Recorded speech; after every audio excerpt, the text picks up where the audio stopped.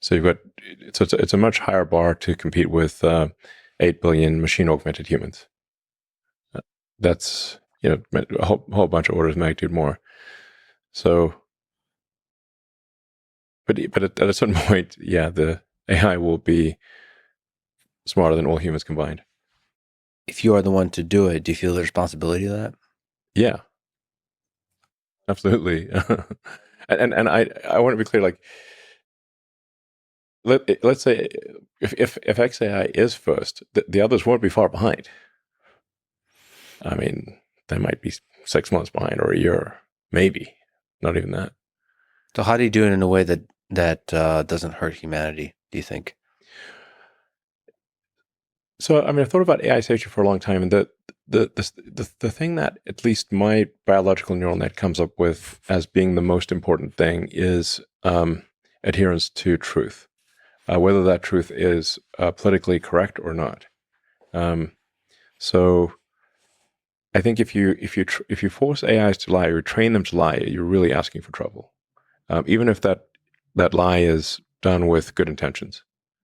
So, I mean, you saw sort of issues with ChatGPT and Gemini and whatnot. Like, you ask Gemini for an image of the founding fathers of the United States, and it shows a group of diverse women. Now, that's factually untrue. Now that's sort of like a silly thing, but if an AI is programmed to say, like, diversity is a necessary output function, and then it becomes this omni-powerful intelligence, it could say, okay, well, diversity is now required, and if there's not enough diversity, those who don't fit the diversity requirements will be executed.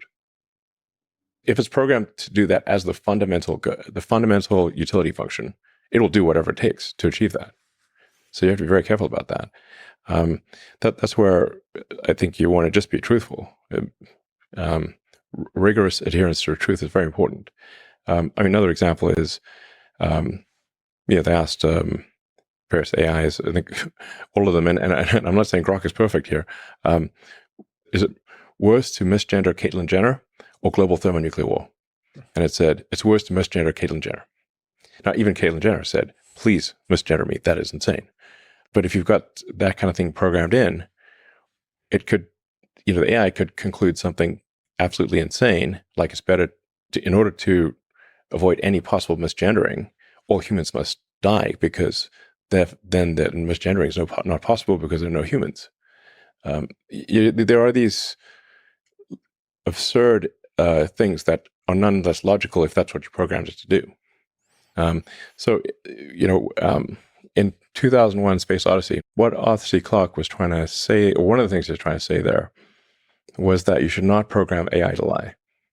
Because essentially the AI, HAL 9000, was programmed it was told to take the astronauts to the monolith, but also they could not know about the monolith.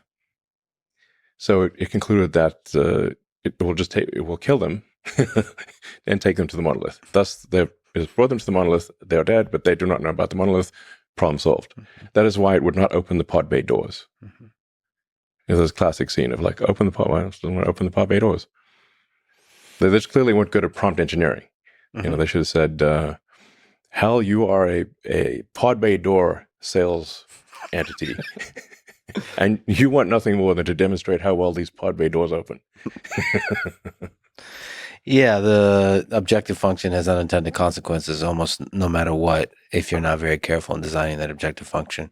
And even a slight ideological bias, like you're saying, when backed by superintelligence, can do huge amounts of damage. Yeah. But it's not easy to remove that ideological bias. You're highlighting obvious, ridiculous examples, but yep, they're real examples. They're real of they're AI real. that was released to the public. They are real. Went through QA, presumably. Yes. And still said insane things and produced insane images. Yeah.